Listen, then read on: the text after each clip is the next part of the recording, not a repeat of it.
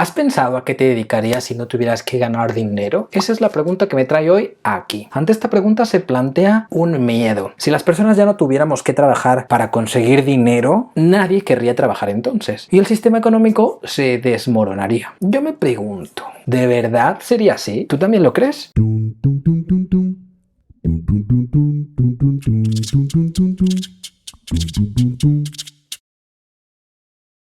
Me dedico a impartir clases de escritura creativa desde hace casi una década. El 99% de mis alumnos ha manifestado en algún momento tener dificultades para estudiar, practicar o ejercer el oficio de escribir con la intención de convertirlo en una profesión. No encuentran el tiempo suficiente para dedicarse a ello. Detrás de esa falta de tiempo se esconden un montón de factores y circunstancias de vida. La principal tiene que ver con el hecho de que prácticamente todos mis alumnos se ven obligados a dedicar su tiempo y energía a realizar tareas remuneradas. Empleos no siempre deseables que les permiten subsistir, comer, beber muy importante, beber, vestir, vivir bajo un techo, etc.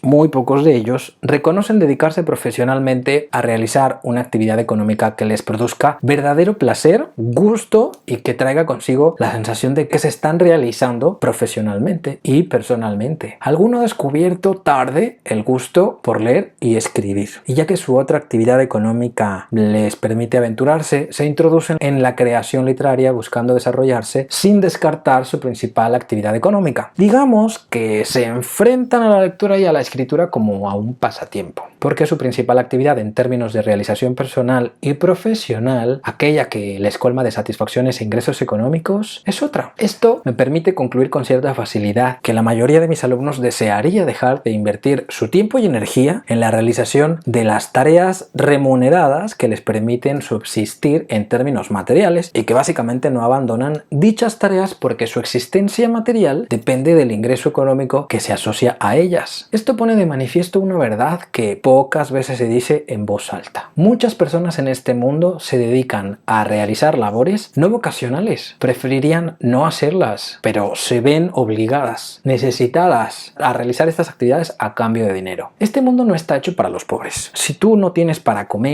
para vestir y un techo bajo el que vivir, la existencia se torna francamente imposible. De ahí que antes que ser pobres, preferimos entregar el tiempo de nuestra vida a la realización de tareas remuneradas que nos permitan subsistir, aunque éstas no nos hagan felices. Visto así parece absurdo, pero deja de serlo cuando nos quedamos en paro y dejamos de percibir ingresos, ¿verdad? Bajo esas circunstancias, nuestra felicidad no es más importante que nuestra subsistencia. Si nos limitamos a hablar en términos estrictamente materiales, así es, nuestra subsistencia siempre ha sido más importante. Pero, ¿acaso la humanidad no ha superado ya esa etapa en la que luchaba por subsistir? Piénsalo un poquito. ¿No es ya el mundo un lugar en el que todos podríamos subsistir holgadamente? ¿La riqueza no es suficiente? ¿Acaso nuestro desarrollo tecnológico y científico no nos ha convertido en una civilización lo suficientemente rica? El problema no es que no tengamos riquezas suficientes, es que las riquezas las acaparan unos cuantos. El absurdo puede llegar de otra manera. También hay quienes ganan mucho dinero dedicándose a lo que hacen, aunque no les guste. Se me viene a la mente el caso de uno de mis alumnos que se dedica a la construcción. Le va bien en términos económicos, no le falta trabajo y sus ingresos son altos. No le resulta difícil invertir el dinero en cursos de escritura creativa, aunque no es igual de fácil para él invertir tiempo suficiente a esos cursos para aprender a escribir y leer como un profesional, un oficio que le viene como vocación desde que tiene uso de memoria, razón por la que llegó a mis clases en primer lugar. Sin embargo, mi alumno, el constructor, se ve obligado a enfrentarse a su vocación literaria como si fuera un pasatiempo, aunque al dedicarse a leer y escribir se sienta más feliz que cuando se dedica al negocio de la construcción. Una vez me atreví a preguntarle si se plantearía dejar la construcción para dedicarse a la literatura, porque llevaba un tiempo bien enfocado en la creación literaria, porque en ese momento su situación económica era estable. Su respuesta fue: nadie lo entendería y además necesito el dinero. Y lo entendí, porque yo mismo conozco el rechazo de la sociedad cuando te atreves a decir que quieres ser escritor, pero también para cualquier otra profesión que tenga que ver con el arte o el entretenimiento, porque no son socialmente bien vistas. Básicamente cualquier disciplina artística o actividad relacionada con el mundo del arte y el entretenimiento están pésimamente vistas. Nos encanta hablar de Cervantes, pero siempre hablamos de su obra y muy pocas veces nos centramos en su vida, que estuvo llena de dificultades económicas. Su reconocimiento más grande, como pasa con un montón de artistas, fue póstumo. Somos los primeros en pagar la suscripción a Netflix para ver las mejores series y películas, pero cuando un sobrino, nieto o hijo nos dice que quiere ser actor, director de cine, guionista, bailarín, etc., nos escandalizamos e inmediatamente pensamos que es un despropósito. Así podría poner muchísimos ejemplos. A mis padres, sin ir más lejos, les costó comprender mi vocación literaria, pero entiendo a mi alumno porque yo mismo he necesitado el dinero. No es fácil dedicarse a la literatura en un mundo que no comprende la vocación literaria tanto como la vocación de un médico o de un cocinero. Vivir de la literatura en este mundo siempre ha sido una proeza, una tarea que implica aceptar las carencias y las dificultades socioeconómicas, sobre todo durante los primeros años de ejercicio. Una tarea que no puede realizarse si el que la realiza no siente un profundo amor por lo que hace. Lo único que me cuesta aún comprender es cómo a algunas personas les cuesta desprenderse del imperativo social de poseer riquezas. Parecen demasiado preocupados por lo que piensan los demás sobre ellos mismos y muy poco preocupados por lo que ellos mismos son capaces de pensar y sentir sobre sí mismos. Ante los demás ríen y presumen sus joyas. En la soledad lamentan que su vida no sea más feliz, más bonita. A nadie le resulta extraño que un empresario requiera de tiempo, capital y un montón de dedicación para conseguir que su negocio prospere. Pero la cosa cambia cuando se trata de comprender que a una persona le hace falta tiempo, capital y dedicación para convertirse en un escritor profesional que aspire a rentabilizar su trabajo. Tenemos una comprensión del valor muy centrada en el dinero y en su adquisición como medios para alcanzar la felicidad. Dice el dicho que el dinero no es la felicidad, pero se le parece un montón, ¿verdad? Con dinero podemos consumir y posicionarnos en el estrato social como personas exitosas y capaces de sobrevivir. Nos cuesta pensar que el valor también puede estar dentro de nosotros mismos y que ese valor también puede rentabilizarse en términos económicos para llevarnos a alcanzar igualmente ingresos que nos introduzcan en ese estrato social como personas exitosas y capaces de sobrevivir. El fin es el mismo, pero la forma de llegar no. En este mundo, por supuesto, viven muchas personas que ya son felices dedicándose profesionalmente a lo que también les da dinero, pero desde que me dedico a impartir clases y me relaciono intensamente con personas que comparten mi propia vocación literaria, conociendo de cerca sus vidas y sus dificultades, tengo la sensación de que este mundo está habitado por una mayoría abrumadora que no encuentra felicidad en lo que hace, tampoco satisfacción personal o profesional. ¿Te imaginas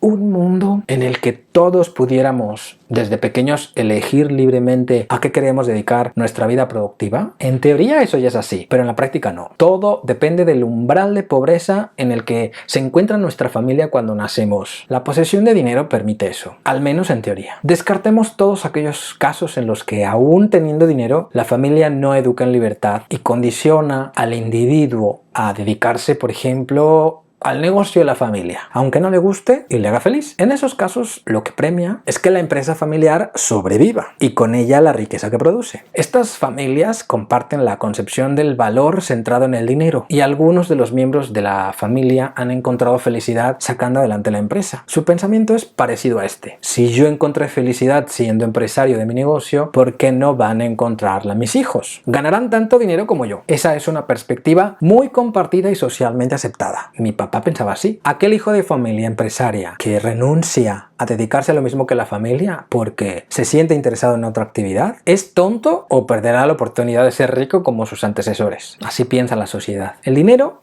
o ser rico, eso es lo que le importa a la sociedad. Socialmente hablando, el dinero es sinónimo de bienestar, éxito y felicidad, pero ¿lo es de verdad? Sí creo que el dinero es necesario, muy necesario. Así las personas podemos desarrollarnos y alcanzar un grado mínimo de bienestar, pero nunca he visto en el dinero la felicidad. La felicidad, en mi opinión, puede venir a causa de un dinero invertido que produzca el desarrollo de una vocación personal, una persona que puede dedicarse a lo que le gusta y ama hacer, que encuentra sentido para su propia existencia a través de la realización de esa actividad. Quien sea así, sin duda será feliz. Un mundo en el que nuestra existencia material estuviera garantizada, en el que no tuviéramos que preocuparnos por cubrir nuestras necesidades básicas, sería un mundo en el que la gente se dedicaría a hacer lo que vocacionalmente desea. ¿Cuáles serían las implicaciones de un mundo en el que las personas no tuviéramos que ganar el dinero mínimo suficiente para subsistir? Si ahora dedicamos la mayoría de nuestro tiempo y energía a ganar dinero para subsistir. ¿A qué dedicaríamos la mayoría de nuestro tiempo y energía teniendo las necesidades básicas cubiertas? ¿Lo has pensado? En mi caso la respuesta es obvia. Desde que decidí que quería dedicarme a la literatura, busco enfrascarme en periodos de creación más o menos largos que me permitan realizar proyectos específicos literarios, un conjunto de cuentos, una nueva novela, ahora un ensayo, etc. Escribir para mí es sinónimo de felicidad y plenitud, porque también a través de la escritura me ayudo y ayudo a otros a entender el mundo. Si yo empezara a recibir una renta mensual de, no sé, por ejemplo, 1.000 euros a partir de mañana, dedicaría el 90% de mi tiempo productivo a escribir y leer, y quizás solo un 10% de mi trabajo como docente. Pero en ningún caso dejaría de trabajar. La vida sin tareas me parecería aburrida e indeseable, porque ojo, escribir también es trabajar. Sí, quizá también tomaría vacaciones con más frecuencia, porque desde hace 10 años no puedo vacacionar como la mayoría, 2 o 3 veces al año en los periodos dedicados al descanso y la convivencia familiar. Yo no dejo de trabajar, incluso en esos periodos, y son raras las ocasiones en las que puedo tomar vacaciones que de verdad me desconecten del trabajo. Pero si cobrara una renta mensual de 1.000 euros, no evitaría trabajar, más bien al contrario. Me dedicaría con un montón de energía y gusto a hacer realidad el sueño que me impulsó a salir de mi casa, cambiar de continente y buscarme la vida en otro país. ¿Tú dejarías de trabajar? ¿Qué harías entonces? Si el mundo cambiara y todos cobráramos esa renta, tal vez habría personas que abandonarían el trabajo, porque en este mundo hay personas para todo. Pero me cuesta creer que la mayoría de las personas elegirían una existencia insulsa en la que se tiene cubierto todo lo básico y ya.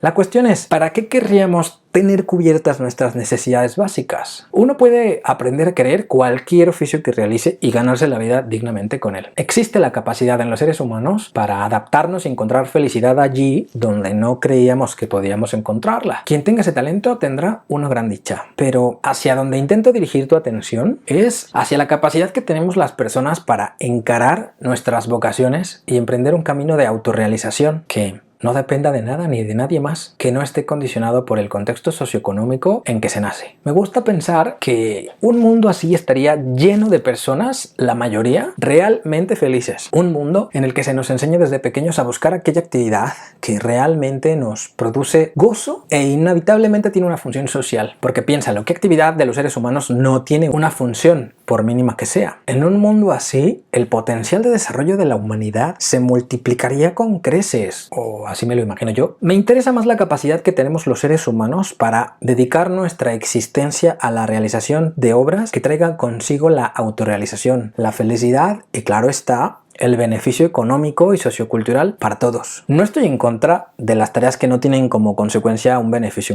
económico en absoluto. De hecho, me parecería que un mundo así sería más justo. Imagínate un mundo en el que las personas se pueden quedar en casa a criarlos y cuidarlos sin tener que preocuparse por los ingresos económicos. Un mundo en el que las tareas de cuidado entre familiares estuvieran remuneradas. De existir esta renta mensual, se aseguraría el bienestar general de las personas, sea cual sea su contexto o circunstancia personal. A lo mejor te parece que este ejercicio de reflexión del que te estoy haciendo partícipe es una utopía absurda. Y tendrás razón en pensar que es una utopía. Pero te invito a profundizar en la idea y cuestionarte realmente si es tan absurda como parece. Me enfrasqué en estos pensamientos porque emprendí la lectura de un libro que sin duda merece tu atención. Se llama Utopía para realistas y lo escribió Rutger Bregman. A través de este libro descubrí que los seres humanos llevamos al menos 50 años intentando hacer realidad esta utopía en diferentes partes del mundo y que el debate sobre la renta básica universal se avivó a principios de este siglo XXI a causa del crecimiento imparable de la tecnología y la robótica. Llevamos al menos 10 años enfrentándonos a noticias que nos llevan a imaginar con bastante tino un mundo en el que muchas personas se quedarán sin trabajo porque habrá máquinas que puedan realizar esas labores con más eficacia de manera ininterrumpida y a un coste bastante menor. Se han realizado varios experimentos en diferentes regiones para analizar la reacción de las personas cuando se benefician de una renta que cobran sin condición. Los casos de éxito en regiones muy necesitadas de África son esperanzadores. Ahora mismo Finlandia está realizando un nuevo experimento, aunque hace poco se supo que lo interrumpirá definitivamente a finales de este año 2019. El interés global ante el resultado de dichos experimentos es total,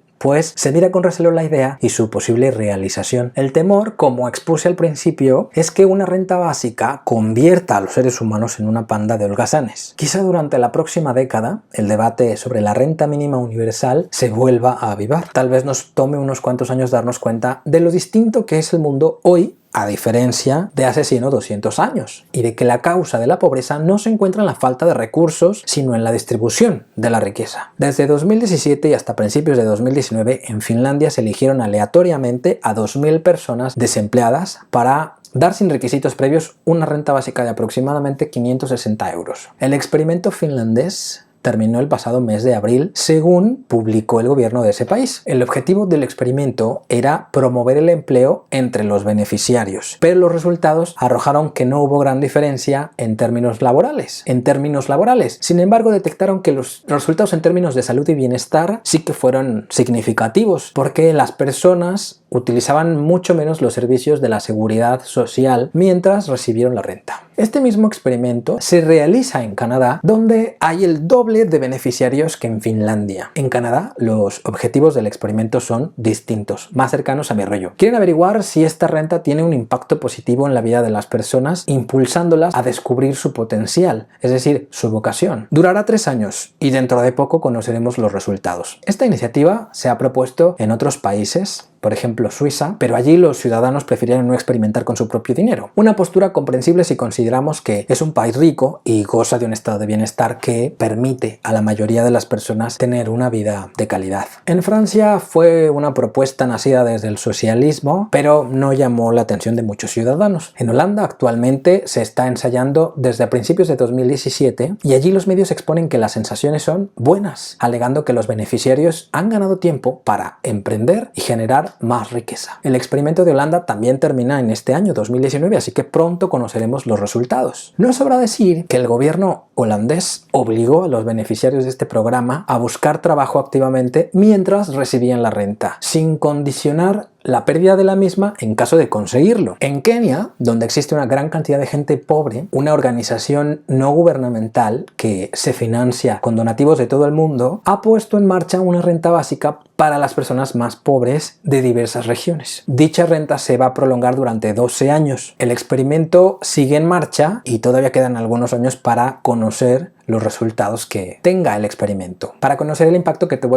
este experimento en Kenia, pero se espera que tenga un resultado positivo. Aunque se trata de personas que tienen un contexto muy distinto al de Occidente, ya veremos lo que sucede. Mi intención aquí es llevarte a cuestionar tu situación personal. Teniendo en cuenta el debate sobre la vocación y la autorrealización al que te animo a entrar, así como la posibilidad de que la renta básica universal deje de ser una utopía para convertirse en una realidad, ¿tú qué harías? Si te gustó este video, suscríbete al canal, dale me gusta y compártelo. Este artículo de opinión se publicó originalmente con algunas variaciones en El Correo de Andalucía el 8 de febrero de 2019. Decidí compartirlo contigo a través de un vídeo porque te conozco y sé que prefieres que te cuente todo de viva voz. ¿Ya conocías la propuesta de la renta básica universal? ¿Qué opinión tienes sobre ella? Después de escuchar mi reflexión, ¿cuál es tu postura? Me gustaría saber lo que harías con tu vida si empezaras a cobrar una renta básica. ¿Te tirarías al ostracismo? ¿Te echarías de cabeza a la piscina de la autorrealización a través de tu vocación literaria? ¿Te dedicarías de lleno a la literatura? Yo soy Israel Pintor, coach literario y profesor del taller de escritura creativa. Escribe que la vida son 2 días y no hay bloqueo. Bye.